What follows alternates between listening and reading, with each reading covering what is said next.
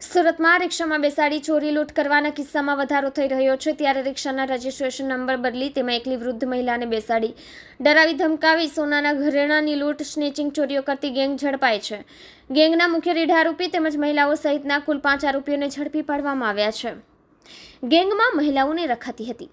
Gang પાસેથી original ઘરેણાં સહિત ₹50,980નો મુદ્દામાલ સાથે ક્રાઇમ બ્રાન્ચ પોલીસે ધરપકડ કરી છે. આરોપી ગેંગ એકલી વૃદ્ધ મહિલાઓને રિક્ષામાં બેસાડી ડરાવી ધમકાવી તેઓના ઘરેણાં ચોરી કરતી હતી. ગેંગ બનાવી આ ગેંગમાં મહિલાને રાખવાથી સરળતાથી વૃદ્ધ મહિલાઓને ટાર્ગેટ કરી શકાય તેવું આયોજન કરવામાં આવ્યું હતું. પોલીસથી બચવા કિમિયા અપનાવતા ચોરીની ઘટનાને અંજામ આપ્યા બાદ ગેંગ દ્વારા રિક્ષામાં રેડિયમ નંબરવાળા સ્ટીકર બનાવડાવવામાં આવતા અને તેને બદલી નખાતા હતા.